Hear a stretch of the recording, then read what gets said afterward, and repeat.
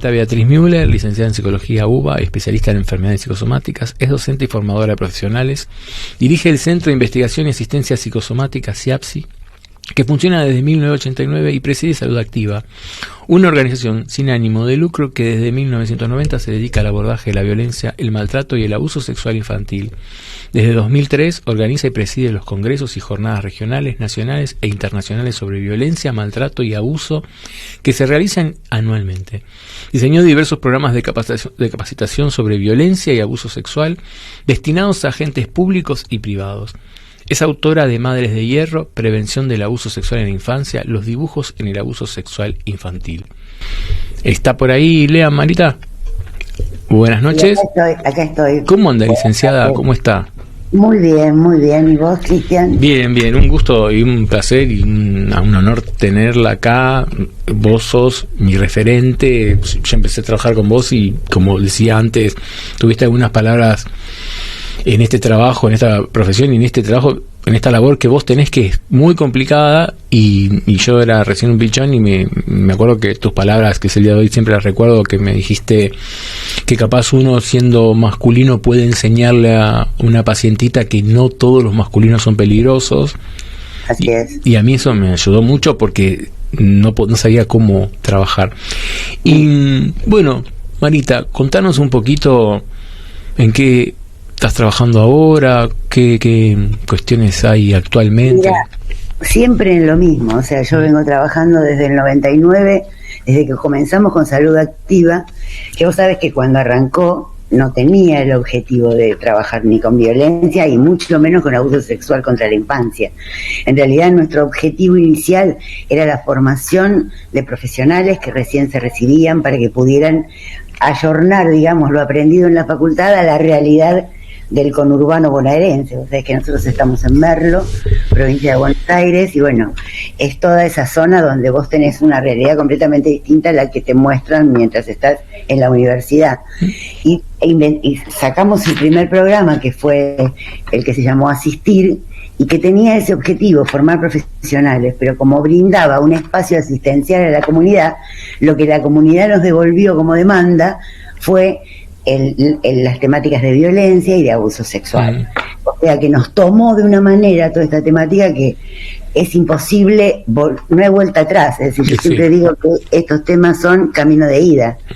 Cuando vas no podés volver, cuando sabés que existe ya no podés mirar para otro lado.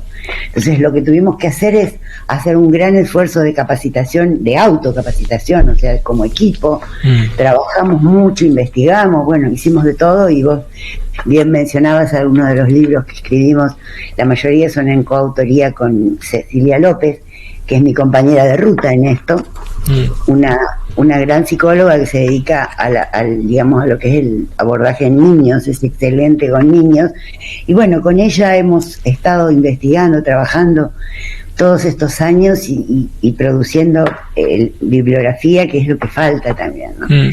Y ahora nos encontramos siempre dentro de la misma línea con un tremendo ataque que estamos recibiendo los profesionales que trabajamos en esto.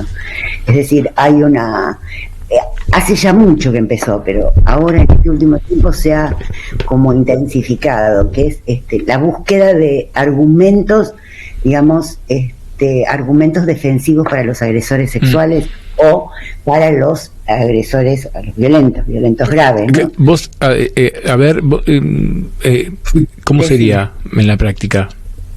Esto que vos me decís, sí, ¿qué sería esto? Yo lo que decía en un momento, la dificultad es que cuando vos denunciabas, te hacían un juicio por mala praxis, porque la defensa del perverso era el psicólogo está equivocado, esta situación. Claro, bueno, sigue siendo así, pero cada vez peor. ¿Esto vos te referías a esto o es otra cosa? No, es esto, es esta denuncia constante en todos los colegios profesionales, que lamentablemente muchos de ellos se prestan a esto, sin indagar previamente que quien está haciendo la denuncia es alguien que está imputado o sospechado de ser un abusador. Y después, bueno, el famoso y tristemente mentado síndrome de alienación parental, que lo siguen usando a pesar de que está prohibido por donde lo mires. Ya no sabemos más a quién pedirle que lo prohíba. ¿Querés explicar un poquito, Marita? Porque capaz nosotros entendemos y la gente No, la semana pasada me dijeron que tenía que ser un poco más simple y tienen razón, y quizás no entienden que es estas palabras tan técnicas. Bueno, te cuento. Simplemente lo que dicen los agresores es que en realidad el abuso nunca existió, es una madre que está muy loca, despechada porque la pareja la dejó, entonces le llena la cabeza a los chicos y les dice que el padre los abusó, les miente, les crea una memoria falsa y hacen después falsas denuncias de abuso. Esto es lo que ahora está de moda, hablar de la falsa denuncia de abuso, cosa que es ínfimo. Yo la verdad que en los años que hace que vengo trabajando nunca me enfrenté a un caso de una falsa denuncia, nunca. Puede haber denuncias que son muy difíciles o situaciones que son difíciles de probar desde el punto de vista de lo jurídico, ¿verdad? Sí. Porque el abuso es un delito, con lo cual hay que denunciar penalmente, además de pedir protección en el área de familia. Marita, más allá de... Discúlpame, ¿no? Te hago preguntas que quizás la gente del común...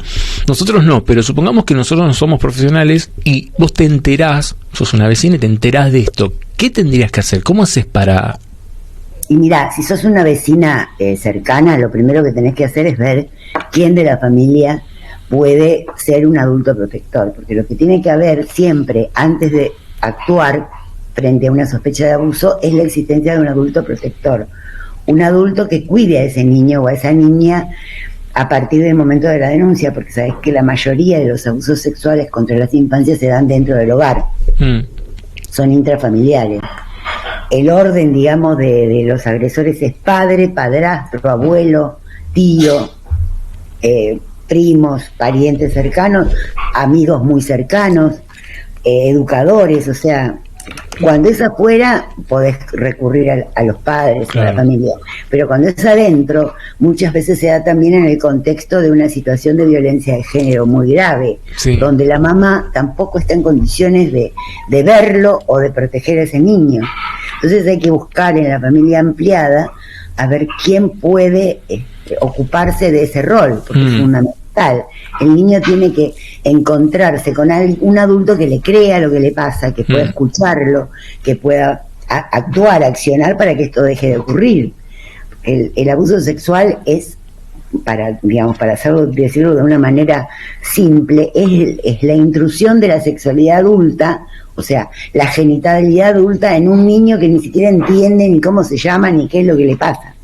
Sí. Quizás pensaba, esto te lo digo a vos, siempre hay muchas teorías, pero también esto es la culpa, ¿no?, que después el abusado siente, porque cuando uno es nene, Freud planteaba que el trauma viene cuando empieza a entender lo que está pasando, porque quizás en un momento el abusador le es un juego, ¿no?, le entra por este lado, por la inocencia, y el nene no entiende, quizás siente que algo anda mal. Así es. No, también decía que uno cuando es un nene le cree absolutamente todo al adulto. Entonces, esa es la imagen identificatoria que tiene ese adulto, ese papá, esa mamá o ese abuelo. Entonces, obviamente, yo siempre digo que cuando queremos proteger a los niños y les decimos no hables con extraños, ten cuidado, que ningún extraño te toque tu cuerpo y todas esas cosas que se les dicen, en realidad el abuso sexual no se da con extraños. No hay un abusador escondido atrás de un matorral que va a atacar al niño en la plaza.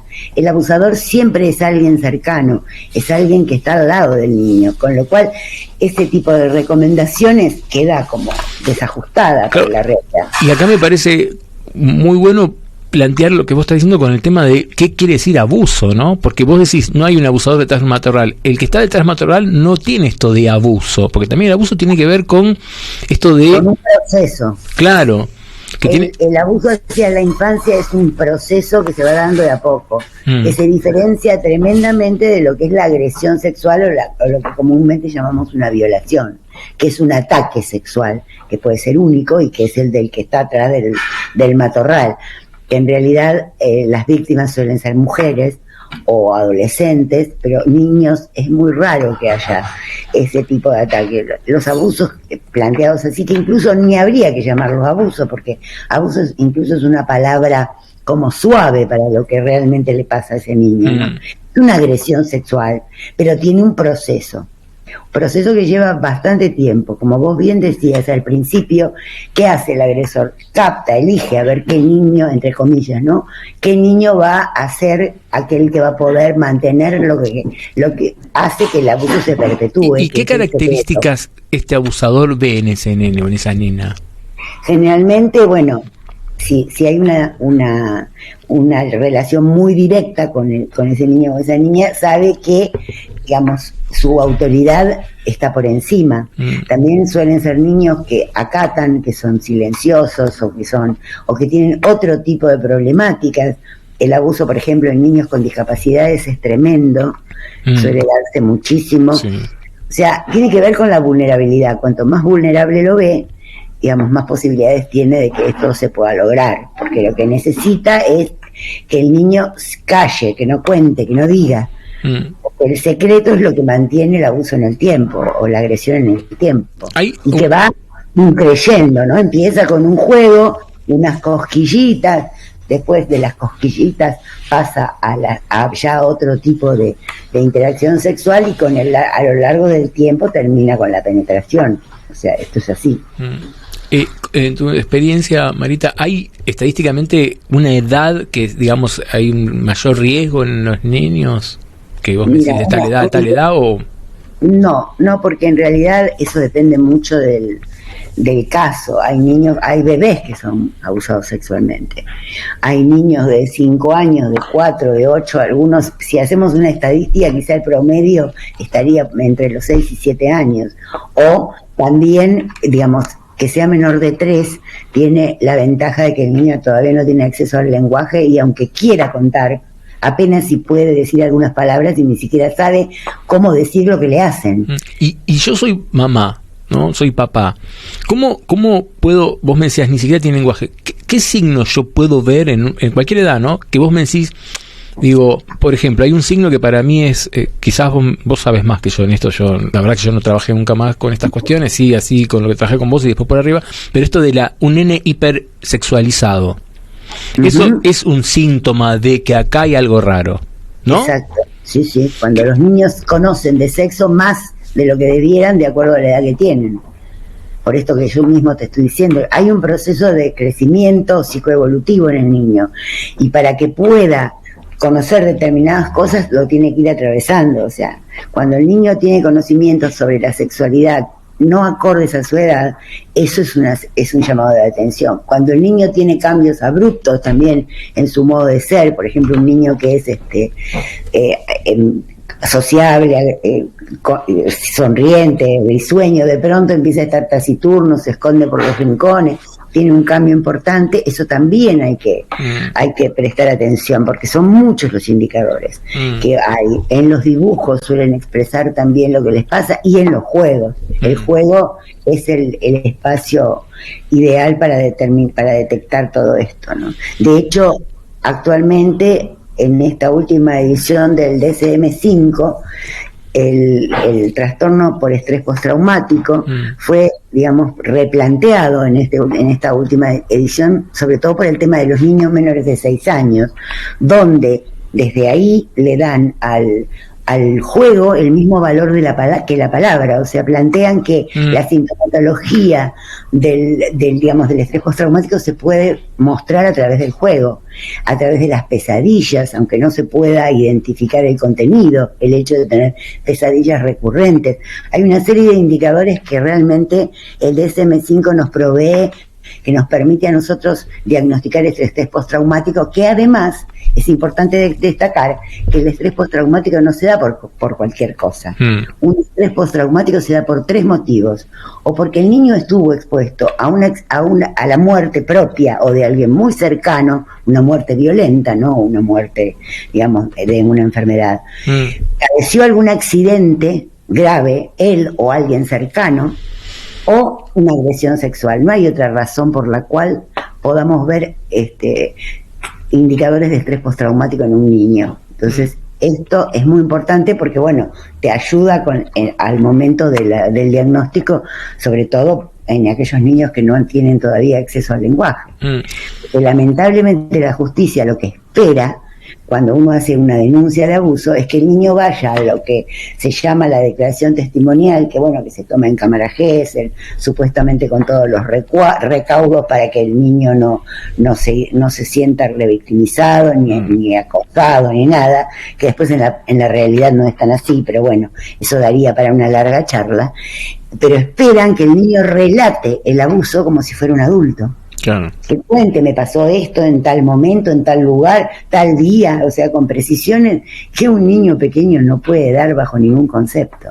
Entonces, si no tenemos toda esa otra cantidad de elementos para diagnosticar, digamos, es muy difícil solamente poder pensar que nos vamos a basar en la declaración testimonial, que es una parte de la cosa. Me hace acordar a Piaget cuando descubre que el nene no es un niño, un adulto en miniatura, sino que tiene otros procesos de construcción del psiquismo y se va construyendo. Y pensaba en esto de la justicia, como que estamos años luz de que la justicia regule estas cuestiones para poder entender el discurso de un nene. Sí, un montón, porque imagínate que todavía no hemos logrado que termine de incorporar la perspectiva de género, que es algo que ya viene intentándose desde hace un montón. Imagínate la perspectiva de infancia. Estamos lejos, muy lejos, porque tenemos una justicia netamente patriarcal y machista. Esto es así, y lo que menos quieren es que el niño, digamos, y la mujer sea protegida como debe, porque no. Pretenden prolongar su poderío sobre tanto las mujeres como los niños. Sí, y las niñas. A veces, ¿sabes qué siento? No sé si es poderío, yo siento que es un desinterés. A veces yo lo tomo como un desinterés, quizás, ¿eh? O sea, no digo, sí, porque, puede haber, ojo que el desinterés también es muy agresivo, ¿eh? No, sí, por supuesto, es el abandono, y el abandono es tremendo. Sí. Yo creo que sí, que hay desinterés, porque de hecho las políticas públicas de infancia nunca tienen el presupuesto que se necesitan, como tampoco las políticas de protección a las mujeres. Tenemos ministerios de las mujeres, pero sin presupuesto, entonces es muy difícil lograr cosas sin plata. Vos sabés que sin plata no se puede hacer nada. Sí, te quiero decir una opinión mía que vos sos la única persona que yo pienso que me lo podés rebatir. Yo pienso que las mujeres, estamos años luz del tema de la violencia de género y esto, pero siento que tienen una voz débil, pero que cada vez se hace escuchar más con el 8M, con un montón de cosas que cada vez... Pero siento que en la infancia no hay una voz así. Yo siento, desde... No, es que es así. Es que realmente estamos en esa lucha tratando de darle voz, porque ese es el problema que estamos teniendo ahora, que quienes les damos voz a los niños que son pequeños somos los profesionales que los atendemos, los que los defendemos, los que los evaluamos, los que los acompañamos. Entonces, más las madres que protegen.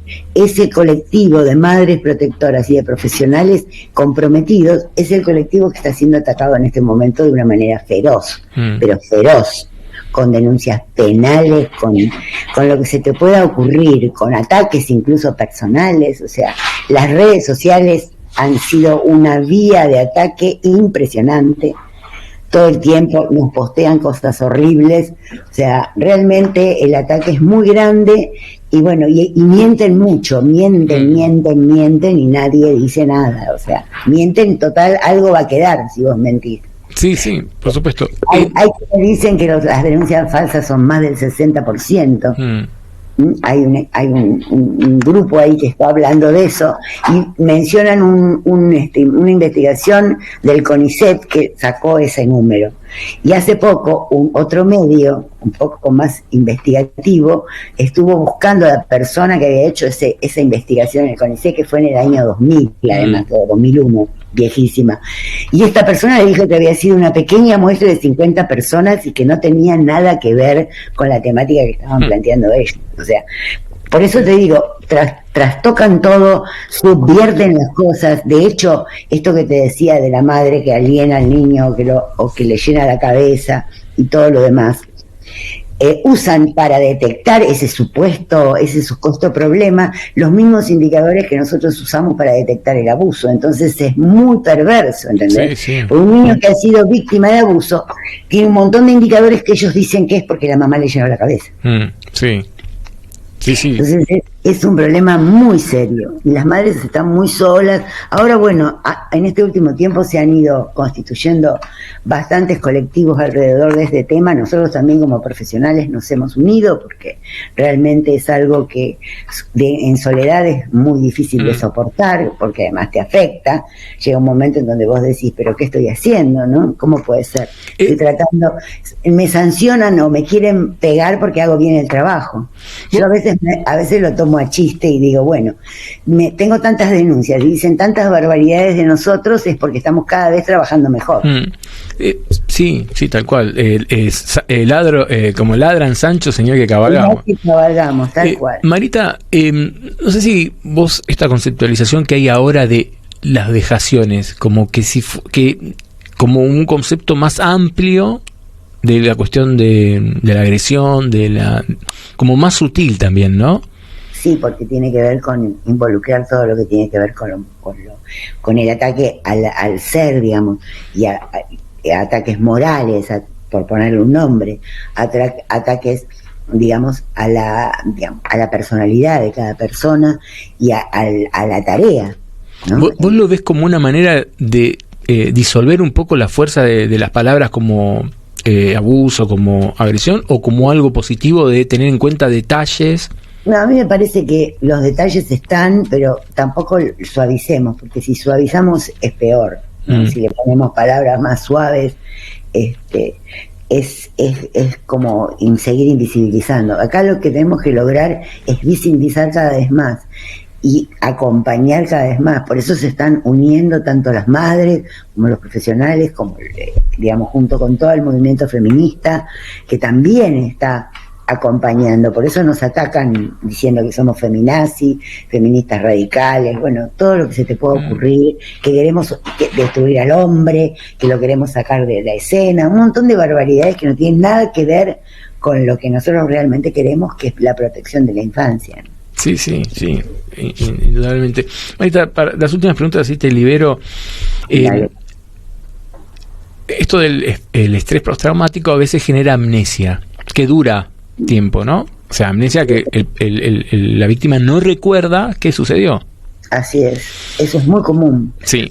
Porque el niño, cuando no tiene la recepción que él creyó que iba a tener, cuando empieza a mostrar su sintomatología, ¿qué hace? Se disocia para poder seguir viviendo. Porque yo siempre digo que frente a todo lo que es el abuso o la digamos, la agresión sexual, no tenés muchas salidas como niño, digo. O te matás de una manera violenta o con una enfermedad, o hay montones de formas, ¿no?, en que puede morir un niño, o te enloqueces. Hay montones de niños que terminan con cuadros psicóticos, o te disociás, que sería la salida más digamos, más saludable dentro del desastre de lo que implica estas agresiones. Y la disociación te permite ser un niño cuando el padre lo está abusando y otro cuando desayuna a la mañana con ese mismo padre y cuando tiene que ir a la escuela, y eso va haciendo que todo eso que le pasó lo niegue, lo empieza a negar, llega casi a una negación casi psicótica, y hay un olvido luego, sobre todo cuando son pequeños, un olvido que no es tal, digamos, es un semi-olvido, un olvido, digamos, mentiroso, porque todo está ahí. A veces pasan años. A mí me ha pasado con pacientes que de pronto, de grandes, de pronto recuerdan una situación abusiva que nunca la habían estado... porque también tiene que ver con que a veces la gente hay terapeutas que no indagan o que no piensan en la problemática del abuso, entonces pasa de largo. Yo recuerdo un caso, por ejemplo, que tuvimos allá en nuestra institución, donde había una chica de 20 y pico de años que hizo la denuncia de un tío que la había abusado cuando ella tenía 6 años, ¿no? Y de los 6 hasta los 10, ponele. Y ahora tenía la hija, este señor, que tenía 6 años. Y ella estaba preocupadísima porque pensaba que esta hija podía estar siendo víctima. Bueno, se logró, será un lío familiar terrible, que esto un poco va en lo que decías hace un rato de la culpa que sienten después los niños porque desarman toda la familia. Porque eso es lo que le dice el agresor. Si vos lo contás, yo me voy a tener que ir, me van a meter preso, tu mamá le va a pasar esto, le va a pasar lo otro, o sea... ¿no? Hay un montón de cosas que después pasan, lamentablemente. Entonces, esta chica hizo esta denuncia familiar, denuncia también en la justicia, y la mamá de esta nena, mujer del abusador, del presunto abusador, lo saca de la casa al señor O sea, y a mí me tocó, digamos, vino toda la familia de tratamiento, y a mí me tocó tratar a la señora ex mujer del individuo Y yo tengo la teoría, y creo que esto lo hemos visto en muchas oportunidades, que generalmente los abusos van pasando de generación en generación. Es muy común que un niño que ha sido víctima de abuso, su mamá también lo haya sido, o su papá, en algún momento. Una de las cosas que siempre pregunto frente a una situación del abuso de un niño cuando estoy con la mamá es si ella alguna vez tuvo una situación de abuso. Me lo negó, me dijo que no, jamás en la vida. Bueno, seguimos trabajando. Después de 3 meses de trabajo, de charlar sobre un tema y sobre el otro, un día viene desesperada y me dice, no sabes lo que me pasó.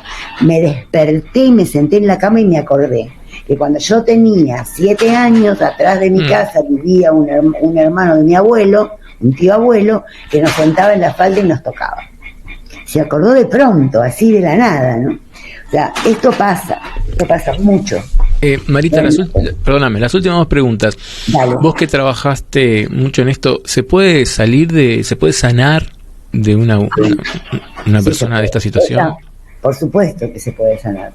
Cuesta mucho, es un camino largo, arduo, y depende mucho del entorno, ¿no?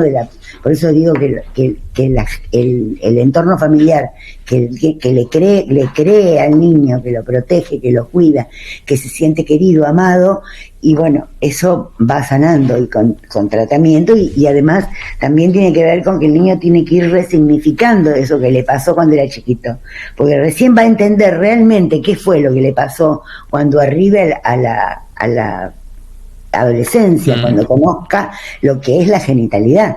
Recién ahí le va a tener cabal idea de lo que pasó. Bueno, va a ser muy duro, van a sufrir mucho, hay muchas situaciones, por eso cuanto antes se detecte y antes se ponga, digamos, a trabajar sobre esto, hay mayores posibilidades de sanación. Pero sí, por supuesto que, sobre todo si se logra la sanción del agresor. La última pregunta, que es complicada. Más allá de que al abusador, al perverso, le conviene el silencio, ¿por qué es un tema del que no se habla? A mí, yo recité la letra de una canción que es muy fuerte al comienzo del programa, y digo, no pensaba, digo, no, es muy fuerte, no lo voy a hacer. Y digo, no, ¿por qué el silencio? ¿Por qué nos cuesta tanto hablar de esto? Y bueno, este es el problema, que es algo que viene desde siempre. Esto pasaba en otras épocas y era hasta habitual el abuso de los niños como un objeto de uso, el adulto. Y bueno, y esto además atrás, yo creo que atrás de todo esto hay muchas cosas, no es únicamente un abuso intrafamiliar, se juegan intereses de todo tipo, intereses de abogados que les viene muy bien ganar plata con estos señores, intereses de redes de prostitución y de pornografía, trata de niños, o sea, hay mucho metido acá. Y bueno, esto realmente, además, el que no está en ese tipo de línea, le parece aberrante el tema. Entonces no lo quieren ni tocar, porque algunas personas no lo pueden ni pensar siquiera. Lamentablemente, ese silencio abona la continuidad de los abusos. Sí. Hay que hablar de estos temas, hay que hablar y no hay que tener miedo, porque realmente es necesario que los niños sean protegidos, y para eso toda la sociedad se tiene que comprometer. Y tiene que haber políticas públicas que tengan la problemática del abuso en sus agendas como primer tema, porque es lo que más hay. La mayor cantidad de denuncias son de abuso sexual, entonces más que robo, más que otro tipo de delitos, ¿no? Bien, Marita, si querés decirnos dónde queda ubicado el CIAPSI, algún teléfono por si alguien necesita y quiere contactarse con ustedes. Cómo no, nosotros estamos en Merlo, en la avenida Presidente Perón, 25.140, entre Pasteur y Almafuerte, y el teléfono institucional es 0220 4828 418. y estamos desde las 8:30 de la mañana hasta las 20:30 de la noche. Y te pregunto algo que a mí me preguntan mucho y a veces es un tema que dice, no puedo porque no tengo dinero. ¿Cómo serían los honorarios? Mira, nosotros tratamos siempre de que la gente pueda acceder al tratamiento. Tenemos alguna posibilidad de honorarios de asistencia gratuita a través, pues tenemos convenio con el área de infancia, el organismo de niñez de la provincia. Entonces aquellos casos que vienen derivados de los servicios locales o zonales, nosotros los atendemos gratuitamente. Y si no, tratamos de plantear honorarios accesibles para que la gente pueda acceder. Y ahora, a raíz del gran desborde que hemos tenido, desde hace 2-3 años ya tenemos una red de consultorios, aparte de la sede en Merlo, hemos armado una red de consultorios de personas que trabajan con nosotros y que tienen la supervisión institucional y el acompañamiento institucional con los casos. O sea, los casos entran por Salud Activa y nosotros hacemos la derivación a la zona, porque hay gente que viene de todos lados, igual no vienen del interior de la provincia, del interior del país. O sea, realmente hay muy pocos lugares que hagan asistencia psicológica de estos temas.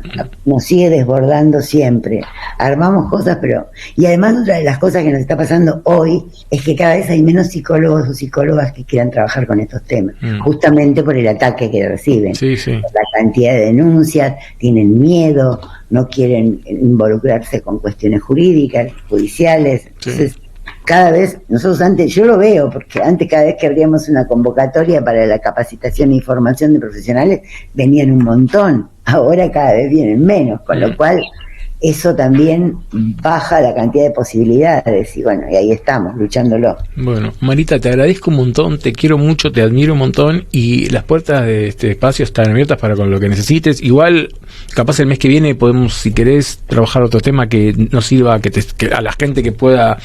Siento que a veces algunas personas no saben cómo trabajar estos temas, qué hacer, ¿no? Como no, con todo gusto. El canal queda abierto, nos comunicamos cuando vos quieras. Te cuento que el 2 y 3 de diciembre vamos a estar estamos organizando el congreso nuestro. Este año el tema va a ser el que tanto nos preocupa, que es el backlash, que es este ataque. ¿Qué hay atrás? O sea, el subtítulo es ¿qué hay detrás de los ataques a los profesionales? Vale, buenísimo. Vamos a ir entonces a ver. Hablándolo, sí. Va a ser virtual, así que. Virtual, bueno.